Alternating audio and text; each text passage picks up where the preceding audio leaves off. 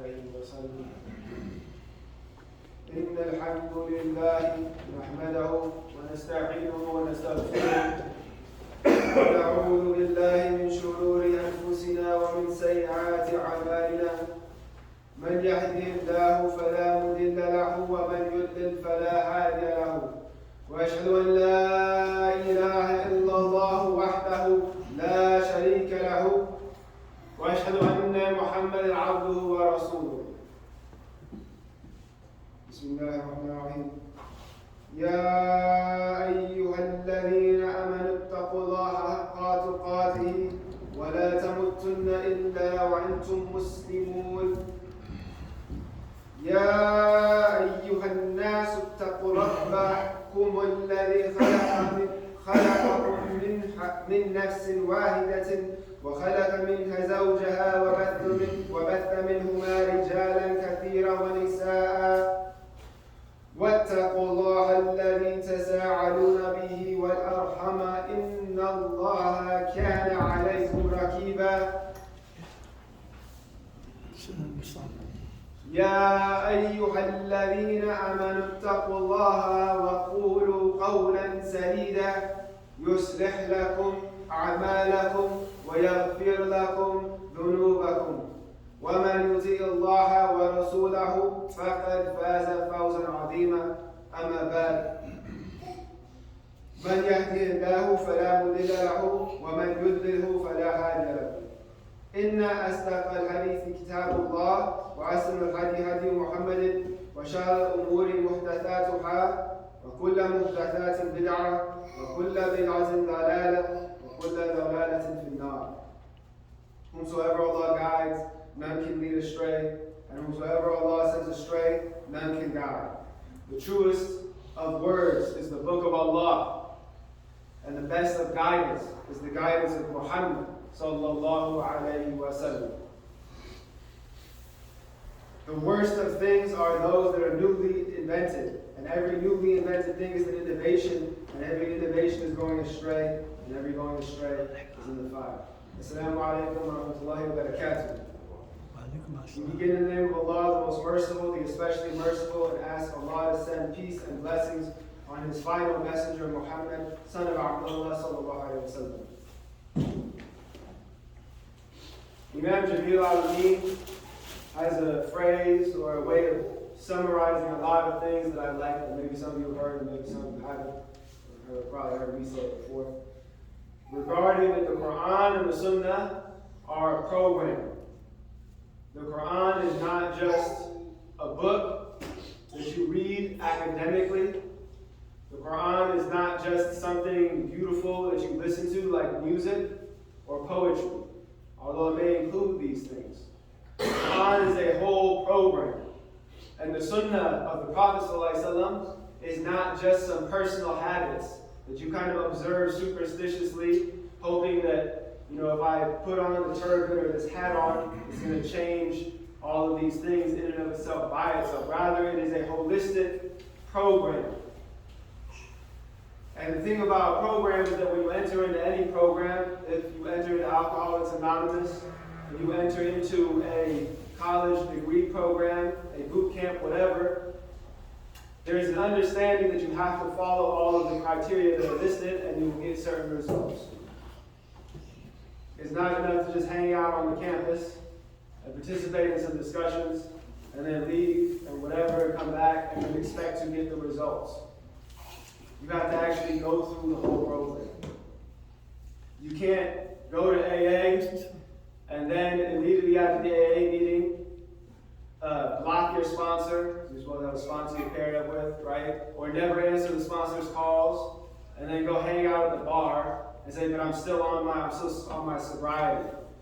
And then when you relapse, be surprised, like, man, I can never stay sober. And you haven't even done the program, right? Even people who follow the program will struggle and have relapse. But if you're not following the program, then why do you expect to get the results of that program? And the Quran and the Sunnah of Muhammad are exactly like this. On the household and interpersonal level, I remember, talking with someone about all of these tribulations and fitna that have occurred in their family. a family that I love very much. And, things get into an extremely dysfunctional level. Most of the kids at this point, coming into adulthood now having serious emotional issues, serious baggage, serious trauma, having severe anxiety, severe anger problems, and all this stuff, right? And even one of the parents or elders in the family, was on the verge of divorce at an advanced age after putting all this work into a marriage. And, you hear the younger people kind of confused or demoralized because why we are a Muslim household and we so Muslim and Islam this and Islam that, but we still got all these problems. And the older people have the audacity to say, well, that's just life then, I guess. One of them said to me actually that I guess that's just something you realize when you're older is that life is just passing on, your trauma to the next generation and then they get their turn. And something I pointed out and tried to do it in a gentle way to one of the younger people was, was the salat even established in the house? And it wasn't. They prayed at the masjid, they went to Jumuah, they had all the trappings, but in the household, when the time for prayer came, everybody was doing whatever. And sometimes one of them would pray by themselves, right? And this isn't the cause of the whole thing, but I'm saying this was just one. This was just the tip of an iceberg. There were all kinds of principles in the program that weren't being followed. And when you die, Allah subhanahu wa ta'ala will ask you first about your salah. You're not going to ask you about some highfalutin, what was your position on Mufti Bank? How many angry YouTube comments did you leave on Muhammad Sharif or whoever? I'm naming people I consider righteous, but say there's an unrighteous person. First thing I'll ask you is, did you vocally enough condemn this person who had nothing to do with you? Or where is Allah? Or, can you explain the fine points of the distinction between free will and predestination? He's going to ask you, did you make those 5 salats? And if you can't say yes, everything after that is going to be a serious problem.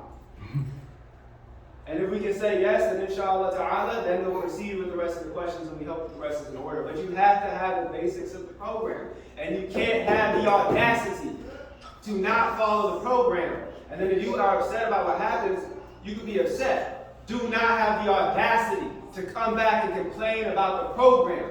I'm a Muslim and I still have these problems. Life is just like that. Life isn't just like that. You just like that. You didn't even follow the program. So don't associate the dysfunction in your life and in our lives, in our community, with a program that wasn't even followed.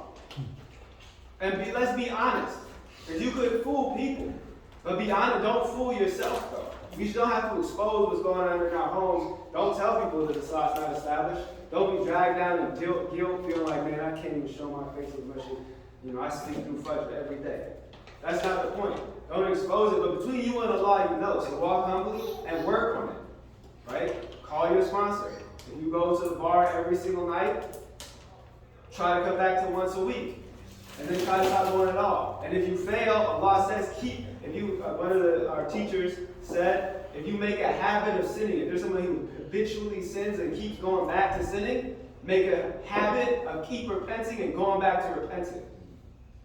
The person who, and I use the analogy of addiction a lot because it's something I've observed and experienced, people I love a lot. And also, I think it's an excellent analogy for most of how we function. Even if it's not a substance, most people nowadays have addictive personalities because that's the way the society makes us.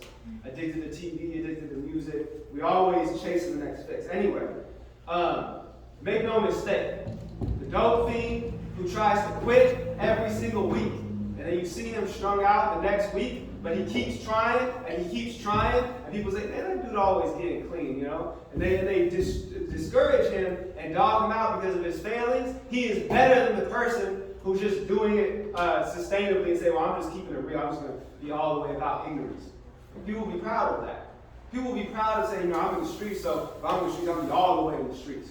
I'm like killing people. I always go the fullest in everything I do. Don't be like that about bad things. People might look at you a certain way, like, dude, he on and off his deen. One day you see him drunk, falling down in the gutter, the next day he was in the masjid. He's better than the one who's just drunk acting like it's cool. And we ask Allah to guide him and to guide us. Other things that are basic to the program, ties of kinship. After Allah says, worship only me and do not associate gods with me, He says, and respect and love your parents. And respect the reverence, the wombs that bore you. And in Arabic, the term for ties of kinship is actually literally the womb ties. When you say womb tie, it means it's kinship, your relationship. You say this person I have a womb tie with them. It's like your cousin, whoever, just someone related to you. Okay? And when the womb was created, they say that the womb itself, when Allah was creating, however that worked, He was creating the planets, He was creating light and dark and sun, and He created the womb, right, of the woman. So the womb itself asked Allah, I see something to the effect of, I seek refuge with you from those who would sever me. Because it perceived that in the world there were people of a character who would sever it, meaning they would cut off the ties of kinship. So what this means linguistically is literally, I seek refuge from people who cut their family ties. Like they say, you're not my son no more.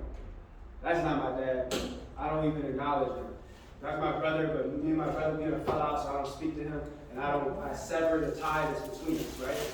And Allah said, isn't it enough for you, or let it be enough for you, paraphrasing closely, that whoever cuts you off, whoever cuts the ties of kinship, I will cut my ties with them. People got children that they don't speak to, that they don't even acknowledge. Being righteous on the deen outwardly, and then be upset when they don't get the results of the program. You don't even take care of your own children. People disrespect their parents and, are harsh and cold and cruel toward their parents and don't take care of their parents in their old age and so on, and they're surprised when they don't get the results of the program. They're like, well, why do I have stress? Why do I have all these issues?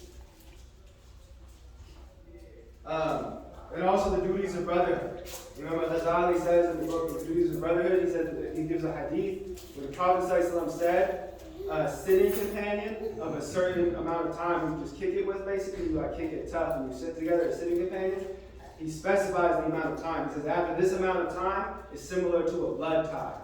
So don't cut that, because the one who cuts the blood ties, Allah cuts his ties with them. Right? And so we gave a series of khutbahs earlier about the duties of brotherhood. These basic kind of things, and then people want to talk about, political change, transforming the society, cleaning up the neighborhood, stopping gang violence, all these lofty goals, and not even right with the people sitting next to them in the masjid. Haven't even observed the duties of brotherhood with our neighbors. There's a homeless encampment across the street from me. And I ask myself all the time, have we actually fulfilled the rights of those neighbors? And I fear Allah, and I'm afraid that we haven't.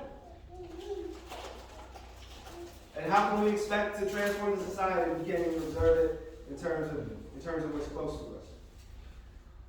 All of these things, the ties of kinship, the salat, observing the 5 pillars and the duties of brotherhood, all of this is, when you put it together, is nothing but the sunnah of the best of creation, Muhammad sallallahu alaihi wasallam. He was, as one of the other khatib said here earlier, he was a whole and complete man. Right? When you take hold of this individually, then you see the results. When the community takes hold of it, the community will see the communal results on a community level. When the whole society takes hold of this, you will see a societal transformation, and you will see the results on a level of civilization. But you have to follow the program. Amir Mustafa mentioned this is a historical force so powerful. When it takes this level where you have a whole broad community all taking hold of the sunnah, and again with issues. We say with the issues. With brothers falling out and getting in arguments and flashing on each other. With family having messiness between them. But you trying to work it out. You trying to squash it. You trying to get better. You striving, struggling and striving. Allah said if there was people who didn't sin, I would remove that people, and I would, a species like human beings, right? Human beings all sin. He said if human beings didn't commit sins, I would remove them and replace them with a different species who did, because he loves repentance, right? So even with the issues, with the men, they all striving, and everybody's striving and pushing together. When that happens, that becomes a force so powerful, it cannot be stopped. Historically, you can look at this. It cannot be stopped. Just look at the research, the initial conquest of the Sahaba, the conquest of the Muslim lands. It cannot be stopped. So there are only two things that the enemies can do to try to stop it at that point, or to rather divert it. They had to either change it. This is what happened with Christianity and Judaism. The text itself was changed. The program itself was altered and distorted, so that then you follow the program, but the directions are messed up. There's issues in it, right? So that's one way. You can't stop the force itself. You got to go and do something sneaky in the back scenes, right?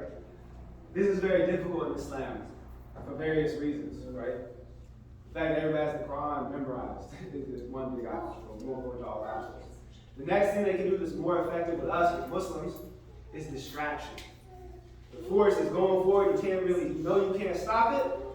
So just divert it slightly off course. Because a slight diversion off course, just getting a little distracted, can end you up super far from where you started. One of the things that they distract us into is into personality cults and blind thinking, blind following. All of us, we feel this realness in the religion. We feel the truth. We want to feel that Allah is close to us, the Prophet is close to us. So you can kind of distract a person into focusing on the person in front of them. So instead of focusing on the Prophet Muhammad because he feels far away, I'm going to focus on the person teaching me about the Prophet. And Sheikh Muhammad Sharif said, he's our Sheikh and our teacher, he said, you focusing on me, that's like somebody trying to get to wherever, to Massachusetts, and they stop they see the sign that says, Massachusetts, 60 miles further. You see how close it is? You stop the car, hop out the car, and you grab it onto the side, like, I'm 60 miles from Massachusetts. Sheikh Muhammad Sharif, I'm so excited about Sheikh Muhammad Sharif. This is what he said, right? Sheikh Muhammad Sharif's job is to take you to Rasulullah, to the Prophet Muhammad. So people get distracted in blind following of Shuyukh, and they get distracted in blind following of scholars, where they'll accept what the scholar says over literally anything. He said, jump off a bridge, they will do it. When we close this section, we'll say, someone will respond and say, okay, but at the same time, the Prophet did make some major statements about scholars. And everyone can't be scholars, so we do have to follow people with knowledge, right? We can't just completely dispense with it and say, well, I only take my cues from the Prophet. We're going to read your English Sahih Bukhari, jacked up translation, go down to there, right? And then just start making rules, right? Be chaos, right? You can see what their ego wants to see. So we do have to follow scholarship. So how do we distinguish the difference between just doing too much with following scholarship versus doing too much with trying to interpret everything on your own? Our teachers say is that you look at who do they stand up for. When there's oppression in the society, do they stand up for the oppressors or the oppressed? And I'm talking about abundantly clear oppression. And I'll talk about some small issue of whether you have a falling out with your brother and you just feel like, I don't know, he shouldn't have raised his voice or talk about your haircut, whatever, right? I'm talking about major, there are people, for example, the plight of black people in this country, the plight of the Banu Israel in Egypt. When you can see obvious and major oppression manifested in society, which side of those scholars are on. And that is how you can tell the distinction between those who are righteous and those who are not. And it's not even in the details, because they might make mistakes on a specific issue, right? But you see that in general, most often this person is always mostly speaking up for the oppressed people, right? Also, they're not gatekeepers. Righteous people who should be followed are those who share information freely. Whenever you go to them and you ask them information, they give it. They're not trying to pull hella money on you. Right? Obviously, some scholars are in positions where they have to charge for classes and things like that because in the cold world, but they're eager to get you the information. They're the type of people who they really want to get it out there, right? And that's much more important to them. And they're not gatekeepers. They're not people always holding information back, speaking in riddles and rhymes, and kind of insinuating, well, you got to come in deeper into my club before I give you the secrets, We have organizations like that, right? We've seen in our community who they would bring you in on one thing, and then you actually have to keep ascending in the ranks to learn the rest before they tell you about the mothership and all this other stuff, right? So use basic logic of Whose side is he on? Is he gatekeeping or is he sharing? Also, it was mentioned by our teachers, what is he saying and what will this lead us to? Don't look at his credentials, his accolades, or any of that. أقول قولي هذا واستغفر الله لي ولكم. Say these words of mine and ask Allah for forgiveness.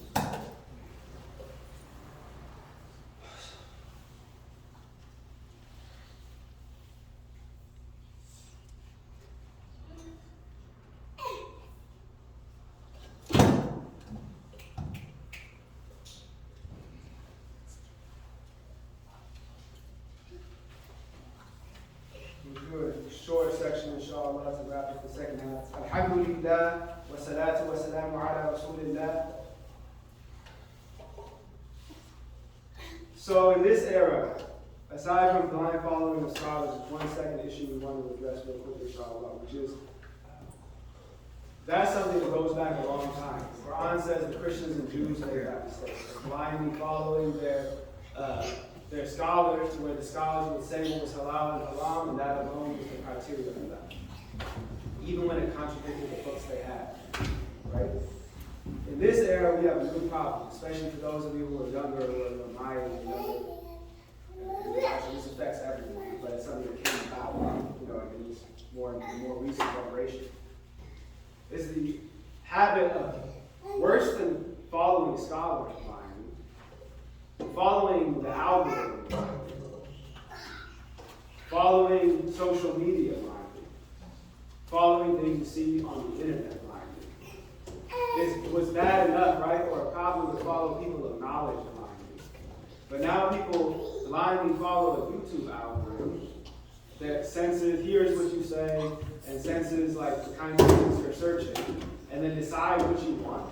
And it tailors everything you see in your social media feed specifically to you. And it's literally just an algorithm, it's a code that some people wrote. That if you have this many of this keyword is used, then X multiply that by this to show him this type of content, right? This algorithm basically functions in a way where it puts people in echo chambers. Like for example, I started making a lot of searches about, I was actually showing my son like survival stuff, wilderness survival videos, and how to make campfire, stuff like that.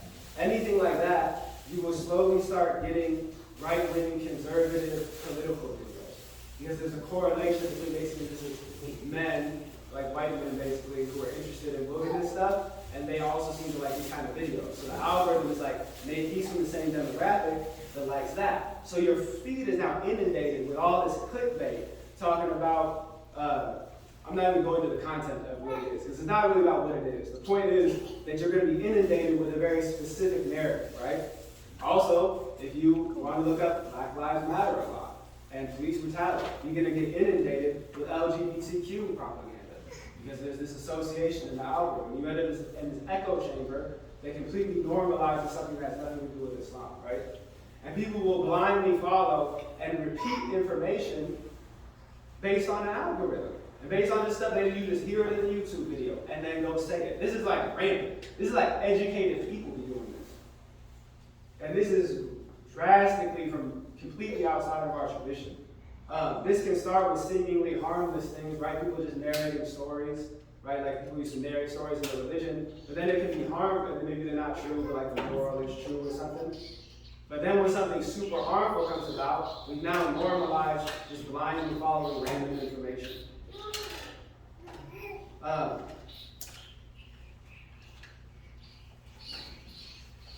So there's seemingly harmless manifestations of it and detrimental ones. And so we wanted to mention there was a scholar named Ibn Sirin who said, paraphrasing, and Sheikh Muhammad comments on this. Here he said, actually I'll read the whole quotation. So Sheikh Muhammad says, the master of corroborated chains of authority, Abu Bakr Muhammad ibn Sirin, pointed out during the early generations of Islam that the corroborated chains of authority are unique to the Muslim community in general, and it distinguishes them from all earlier religious communities. Corroborated chains of authority means basically a specific method of verifying information. I'll leave on this because I'm running out of time, but understand this. What Ibn Sirin is basically saying is that the thing that distinguishes us as people from the Christians and Jews is not just the contents of the book. is the fact that you believe in documentation and verifying information. Because you can present both books and say, Psalm such and such, this is what Christians will do, right? Book of Matthew such and such. It says this. What's missing there is verifying the information before you just repeat it. The people of Islam were different because we insisted from day one on writing everything down. We insisted on not repeating information blindly and then allowing it to just be passed around as clickbait. Right? Even if something is for us, even if someone says, well, Zionism is wrong and Judaism, we have a disagreement with it, and they're critiquing Judaism, and that's why, Jewish people are, trying to use G-rated for the kids, are preying on children and doing cannibalism. We don't say that because there's no basis for proving that. You have to check. If someone says that, okay, go check. Is there actual documentation of that? We can critique Judaism without going to low blows and foolishness, and this is what distinguishes us from other communities. That we stick to the documentation. That we stick to verifying information from scholars, never mind from the algorithms of the internet, before we repeat it.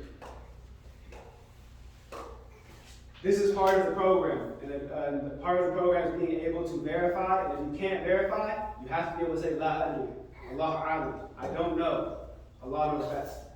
Don't be jumping on this bandwagon or that bandwagon based on unverified information. That's not the program, and if you want the results, let's follow the program, inshallah ta'ala. رَبَّنَا آتِنَا فِي الدُّنْيَا حَسَنَةً وَفِي الْآخِرَةِ حَسَنَةً وَقِنَا عَذَابَ النَّارِ. Our Lord, give us good in this world and hereafter, and protect us from the torment of the fire.